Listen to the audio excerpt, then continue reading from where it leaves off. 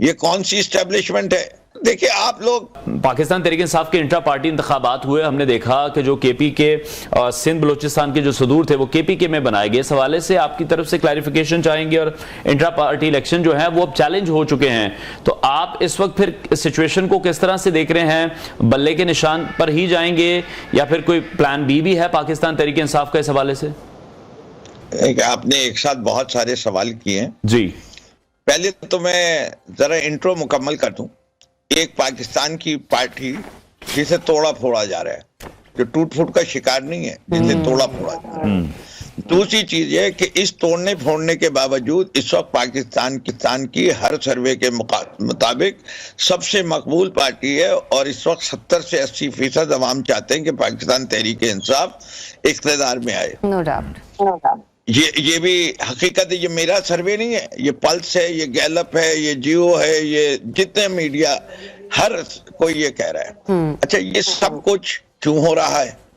अच्छा, यही इस पार्टी को इंट्रा पार्टी इलेक्शन पे मजबूर किया गया क्योंकि इसका पिछला इलेक्शन को रद्द कर दिया, और उसको रद्द करने के फैसले को चैलेंज किया है, और पेशावर हाई कोर्ट ने कल की तारीख में इलेक्शन कमीशन को कहा है कि ये केस देखने के काबिल है कि आपने सही रद्द किया है कि नहीं किया। ठीक है जी। ये भी बताइए कि हर पार्टी में, पाकिस्तान की जितनी बड़ी पार्टियां हैं, हर तो नहीं कहनी चाहिए, कि चाहे पाकिस्तान मुस्लिम लीग नवाज हो, चाहे पाकिस्तान पीपल्स पार्टी हो, तमाम तर इलेक्शंस में लोग बिला मुकाबला आते हैं। पाकिस्तान तहरीक इंसाफ वो वाली पार्टी है जिसने पहली दफा अपने यहाँ जमहूरियत लेके आई, और उसके इलेक्शंस के अंदर हमेशा तनकीद होती है कि पहली जमहूरी पार्टी है। जस्टिस हमने अपने मसाइल को हल करने के लिए एक इलेक्शन में जस्टिस वजीदीन का ट्राइब्यूनल बना, एक इलेक्शन के अंदर जो है वो नूरानी का बना, तस्नीम नूरानी साहब का ट्राइब्यूनल बना। इस दफा पाकिस्तान तहरीक इंसाफ को क्योंकि मजबूर कर दिया गया था कि 71 दिन का फैसले पे बैठने के बाद हुक्म सादिर किया गया कि 20 दिन में इलेक्शन करो। 20 दिन के अंदर जो हिकमत अमली अपनाई गई कि हम इलेक्शन को, इस फैसले को तो बाद में चैलेंज करेंगे, पहले हम इनका रास्ता रोकेंगे, ये हमारी पार्टी का नाम हमसे ना छीने। उसके लिए हमने इंट्रा पार्टी इलेक्शन करा दिया, उसके बाद हमने चैलेंज किया कोर्ट में। ठीक है, ये है तारीख का सही पस मंजर। अब आपका सवाल है फिरदौस साहब, आप इंट्रा पार्टी इलेक्शंस तो हो गए जो भी आपने हमें बताया, लेकिन वहां पे मामला ये भी तो आ रहा है ना कि जब पार्टी में इतनी सीनियर लीडरशिप मौजूद थी, माना कि कुछ लोग अभी जेल में हैं, लेकिन बहुत से ऐसे लीडरान हैं जो कि अभी भी बाहर हैं, बशमूल आपके। बिल्कुल, और हामिद खान साहब भी उनमें उनका शुमार होता है। फिर एक ऐसी शख्सियत को चेयरमैन पीटीआई मुंतखब कर देना, ये बिल्कुल यही कहा जा रहा है कि जैसे कि उस्मान बुज़दार के हवाले से लिया गया फैसला था। तो ये ऐसे में आपको क्या लगता है कि सीनियर लीडरशिप को क्यों इग्नोर किया गया? अच्छा, एक चीज बड़ी मजेदार वाली बात है, वो ये इतराजात किससे आ रहे हैं? ये आ रहे हैं PMLN और PPP से, या मीडिया सवाल उठा रहा है। आप बताइए, फिरदौस शमीम नकवी ने कोई इतराज किया? हामिद खान ने कोई इतराज किया? शाह महमूद कुरैशी ने किया? बाबर साहब ने किया। अकबर एस बाबर PTI कब छोड़ के चले गए? लेकिन वो उनके चेयरमैन। अब आप उनको PTI नहीं कहें। मैंने आपसे क्या बात कही कि PTI की किसी लीडरशिप ने इंतराज किया। अकबर एस बाबर जानी दुश्मन बन गए इमरान खान के, सही बने गलत बने वो एक अलग बहस है, लेकिन उनका तहरीक इंसाफ से कोई ताल्लुक नहीं है। पाकिस्तान तहरीक इंसाफ की मौजूदा क़यादत में से किसी एक आदमी ने कोई पब्लिक स्टेटमेंट दिया हो कि हम इस इलेक्शन के प्रोसेस से नाखुश हैं, हम गौहर साहब को, एडवोकेट गौहर साहब के जो बनाने का फैसला, इससे नाखुश है। ये ऐसी वाली बात है कि आपके घर के मसाइल में आके मैं बोलने लगूं। ठीक है, लेकिन फिरदौस साहब, आप किस तरह से देख रहे हैं इस तमाम सिचुएशन को? कानूनदानों के सुपुर्द कर दी गई है जमात। बैरिस्टर गौहर की तरफ देखते हैं, शेर अफजल मरवत की तरफ देखें, लतीफ खोसा साहब हैं, एतजाज एहसन साहब हैं। हमें जो सियासतदान है, पाकिस्तान तहरीक इंसाफ के जो रहनुमा है, वो ज्यादा वोकल नहीं नजर आते हैं। फ्रंट एंड पर अभी हम देख रहे हैं कि जो वोकला हैं वही मौजूद हैं। फिर यह भी सवाल उठाया जाता है कि एतजाज एहसन भी पाकिस्तान पीपल्स पार्टी के साथ रहे हैं, लतीफ खोसा भी पीपल्स पार्टी के साथ रहे हैं। अब वो PTI को, साबिक PTI चेयरमैन को डिफेंड करते दिखाई देते हैं, तो वो कॉन्फ्लिक्ट ऑफ इंटरेस्ट नजर आता है यहां पर भी लोगों को। देखिए, पहली चीज, कोई आप सियासतदान ऐसे को जानते हैं जो मीडिया पे आने का शौकीन ना हो? कोई है ऐसी नस्ल सियासतदान की? बिल्कुल भी नहीं है जी। अच्छा, फिर क्यों नहीं आ रहे? इससे के जिस पार्टी के 10,000 से ज्यादा कारकुनों के ऊपर केसेस हुए हो और अंडरग्राउंड गए हुए हो, इससे के जो आदमी है, अभी अली अमान है, हमारे यहाँ टीवी पे आते थे, सदाकत अब्बासी टीवी पे आते थे, उमर डार टीवी पे आते थे, और अब्बास बप्पी। लेकिन फिरदौस साहब, आप नहीं समझते हैं जो भी आप बात कर रहे हैं कि 10,000 लोगों पर अगर मुकदमात हुए हैं तो सानिया 9 में पहले भी तो पाकिस्तान में नहीं हुआ, किसी और दूसरी सियासी जमात की तरफ से नहीं किया गया। जिस तरह की स्टेटमेंट सामने आए, जिस तरह के सबूत सामने आए, अभी उन चीजों पर ट्रायल भी चल रहा है। एक मिनट, कौन सा सबूत आया? मैं सबूत बताऊं? जी प्लीज। मैं सबूत बताता हूं। सबूत ये आया कि पंजाब के आईजी पुलिस ने कोर कमांडर के घर के सामने कोई पुलिस फोर्स नहीं रखी। सबूत ये सामने आया कि जितनी भी पुलिस थी या नहीं थी, और जो मिलिट्री पुलिस थी, उन्होंने एक टेयर गैस का शेल फायर नहीं किया। सबूत ये सामने आया कि वहां रबर की गोली भी नहीं चली। सबूत ये सामने आया कि दरवाजे खोल दिए गए। नकवी साहब, मुझे ये बताइए, जो इतनी ऑडियो लीक्स हुई हैं, जो व्हाट्सएप मैसेजेस जो हैं वो लीक हुए हैं, वो बार बार पाकिस्तान तहरीक-ए-इंसाफ के ही जो अकाउंट्स हैं वहां से ही रिलीज होती रही हैं, लोगों की स्टेटमेंट्स ऑन मीडिया सामने आती रही हैं, मीडिया भी खुद इसको रिपोर्ट करता रहा है। बेटा आज ये बताइए, आज तारीख क्या है? आज गालिबन 12 दिसंबर है सर। और 9 मई से 12 दिसंबर कितने माह होते हैं? 7 माह हो गए। इतने वाजे सबूत के साथ एक आदमी को सजा तो दे दो। लेकिन फिर यही कहा जाता है कि देखिए वो अदालती निजाम है, उसको हम किस तरह से डिस्कस करते हैं। पाकिस्तानी अदालती निजाम हम सबको पता है और उस पर ट्रायल अभी जारी है। लेकिन बात यहां पर ये की जा रही है कि जियो फेंसिंग भी जब की गई तो वो जो सबूत मिले हैं वो वहीं से मिले हैं कि जमान पाक में तमाम प्लानिंग की गई है। फिर जितने रहनुमा पाकिस्तान तहरीक-ए-इंसाफ के बशमूल फयाजुल हसन चौहान, अब वो IPP में तो चले गए। जी, आपके पास फिरदौस शमीम नकवी का भी बयान है, उसका क्यों नहीं जिक्र करते? जी बिल्कुल। आपके पास मैं 4,500 PTI के लोगों ने बयान दिया है, कुरान पे कसम खाई है, जो कि इस वक्त नेट पे अवेलेबल है, कि हमें इमरान खान ने ना हमने एज अ जमात, ना हमारा 27 साल का रिकॉर्ड है कि हमने आज तक पत्ता तोड़ने की तरगीब नहीं दी। लेकिन नकवी साहब, मसला यहाँ पर अगर आप लोगों ने ये सब कुछ किया नहीं तो फिर मजम्मत क्यों की गई? इतने बड़े बड़े लीडरान ने, श्री मजारी साहिबा चले गई, असद उमर प्रेस कॉन्फ्रेंस करके चले गए, अली जैदी चले गए, फवाद चौधरी ने प्रेस कॉन्फ्रेंस की, मलिका बुखारी ने की, बहुत बड़ी बड़ी शख्सियात थी जो चलेगी मजम्मत करके पार्टी छोड़ के 9 मई के सामने ही की। आइए, अगर उन्होंने इतनी मजम्मत ही एक खुले जलसे में करते, अपनी पार्टी बनाते, छोड़ते, ये प्रेशर कहां से आ रहा है? इस मुल्क में इंसानी हकूक किधर है? ये कौन सी एस्टेब्लिशमेंट है?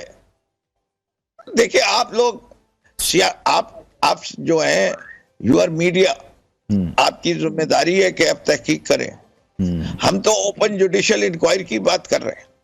हम तो नहीं कह रहे कि मानो, हम तो कह रहे हैं कि लाओ सबूत, जुडिशियल इंक्वायरी का लाओ। चलो, तुम ट्रायल नहीं करना चाह रहे ना, ठीक है, कम से कम या हम क्या कह रहे हैं वो बयान भी तो दीजिए ना। हम ये कह रहे हैं कि ये फॉल्स फ्लैग ऑपरेशन था।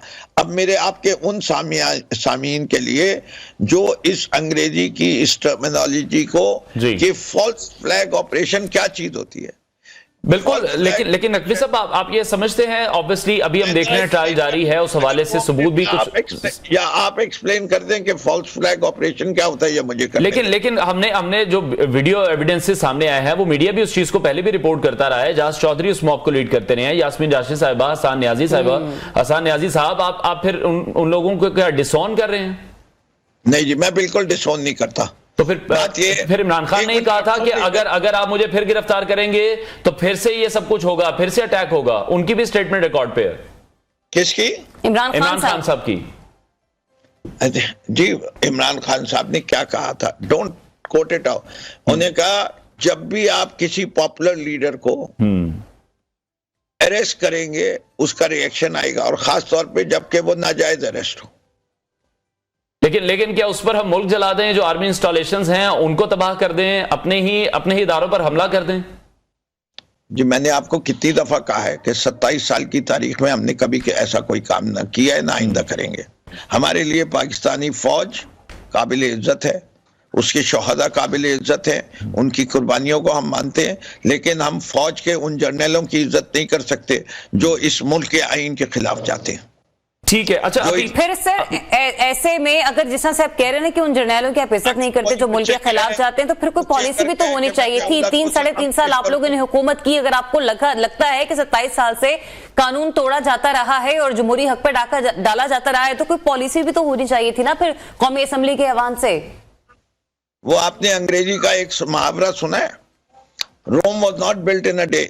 पहले 3 साल में 2 साल कोविड जी, उसी 1 साल के अंदर भारत का अटैक, पुलवामा के बाद 3 हवाई जहाजों ने अटैक कर दिया। बॉर्डर के ऊपर एक और वहां से फॉल्स फ्लैग ऑपरेशन शुरू हो गया था कि वो इल्जाम लगाएं कि पाकिस्तान ने हमला करने की कोशिश करी है, उसके सिलसिले में जंग मुसल्लत कर दे पाकिस्तान पे। फिर उसके बाद आपके चीफ ऑफ आर्मी स्टाफ के अपॉइंटमेंट का जबरदस्त किस्म की कंट्रोवर्सी शुरू हो गई एक्सटेंशन की। आप एक फिर उसके ऊपर एक पूरी ऑपोजिशन खड़ी थी जो असेंबली में ना कोई बिल पास करने को तैयार होती थी, ना बैठ के बात सुनने को तैयार होती थी, और हमेशा झूठ बोलते थे। सर आपने भी तो इसी तरह की ऑपोजिशन की ना, फिर बाद में आप लोग तो ऐवान छोड़कर चले गए। आप लोगों ने कहा बैठेंगे तो हुकूमत में ही बैठेंगे, वरना ऑपोजिशन में नहीं बैठेंगे। ऑपोजिशन में तो कुछ है नहीं सर, सब लोग तो जेल में थे। भी ऐसी भी बात नहीं है। देखिए, आप तारीख को अगर उसके पैराई में नहीं है, क्या हम 2013 से लेकर 18 तक ऑपोजिशन में बैठे थे कि नहीं बैठे थे? लेकिन क्या इमरान खान 2002 से लेकर 2007 तक ऑपोजिशन में बैठे थे कि नहीं बैठे थे? लेकिन नकवी साहब आप ये भी तो देखें कि इमरान खान तो खुद असेंबली में नहीं आते थे। और अगर हम पंजाब की बात कर लेते हैं, जिस पर सबसे ज्यादा आपकी पार्टी पर ही तनकीद हुई, और जो लोग अब आपको छोड़कर गए हैं वो ये कह रहे हैं कि उस्मान बुज़दार को लगाकर पार्टी को तबाह किया गया। आपने बोल लिया। जी प्लीज कंटिन्यू। एक गुफ्तगू का असूल तय कर ले, आपको हर सवाल पूछने का हक है, लेकिन मेरा जवाब तो मुकम्मल करने। अगर आपने सिर्फ सवाल ही पूछते रहे तो प्लीज कंप्लीट कीजिए। इसलिए मैं लेट मी कंप्लीट। आप मुझे ये कह दें कि जी इस सवाल के लिए आपको हम 30 सेकंड देंगे, मैं 30 सेकंड में जवाब दूंगा सर। लेकिन मुझे पता नहीं होता कि आप कितने वक्त में मुझसे जवाब चाह रहे हैं, तो फिर या मेरी बात मुकम्मल हो जाए तो उसके बाद करने जाए। अब आपने जो सवाल पूछा है कि जी हमने उस्मान बुज़दार को क्यों लगाया या नहीं लगाया, देखिए बात सारी है, ये हमारे फैसले हैं। हमने अच्छे फैसले करेंगे, अवाम हमारे साथ होगी। हम बुरे फैसले करेंगे तो अवाम उसके खिलाफ जाएगी। हर पार्टी में तमाम लोग एक तरीके की सोच नहीं रखते। ये लीडर का फैसला होता है, वो अच्छे फैसले भी करता है, बुरे फैसले भी करता है। ये तारीख फैसला करती है कि वो अच्छा फैसला था या बुरा फैसला। मैं आपको एक एग्जाम्पल दे देता हूं। बिलावल भुट्टो जरदारी साहब ने कहा कि ये 12% महंगाई, ये पेट्रोल की 15 रुपए कीमत जो है बढ़ाना मुल्क के साथ जुल्म है, और इस चक्कर में उन्हीं ने अरबों रुपए सिंध गवर्नमेंट के खर्च कर दिए कि पीटीआई की गवर्नमेंट गिरा दी जाए किसी ना किसी तरीके से।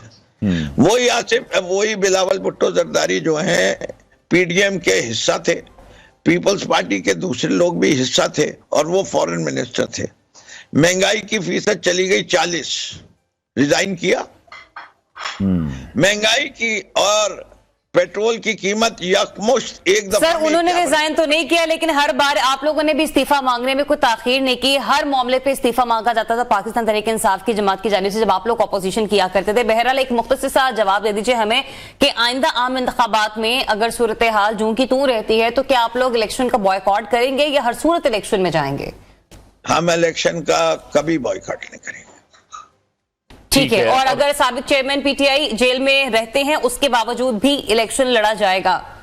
बिल्कुल लड़ा जाएगा। और अगर वो नाअहल हो जाते हैं तो तब भी लड़ा जाएगा। यहाँ नाअहली का मतलब क्या है? यहाँ तो नाअहली कोई मतलब ही नहीं है। बात ये इख्तिदार में आ जाओ या बूट पॉलिश करने लगो तो सारी नाअहलियां खत्म हो जाती हैं। सुप्रीम कोर्ट का फैसला है, लेकिन अब देखिए आज का दौर, सारे साकिब निसार ने भी फैसले गलत किए, बाकी जजेस ने भी गलत किए। एवनफील्ड अपार्टमेंट का पता भी चल गया कि उसके असली मालिक कौन है। ये भी पता चल गया कि किधर से पैसे गए थे पाकिस्तान से जिससे वो एवनफील्ड, कोई सवाल ही नहीं बाकी रहा। गलत फैसला किया पूरी पाकिस्तान की सबसे बड़ी अदालत ने।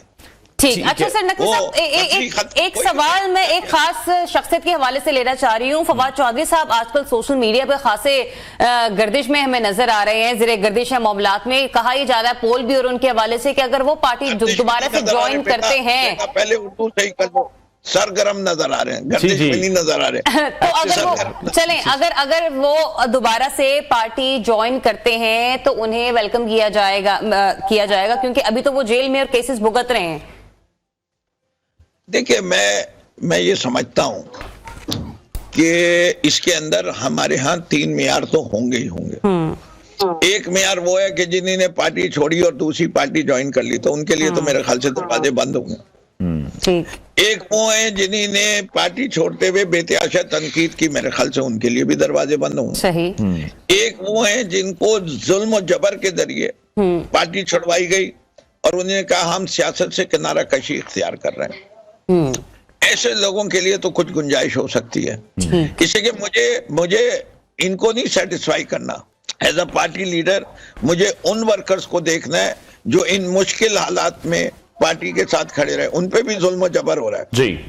मेरी पार्टी में इस वक्त बेतहाशा मेरे MNAs, MPAs और वर्कर्स ऐसे हैं जो 8 महीने से अपने घर में नहीं सोए हैं।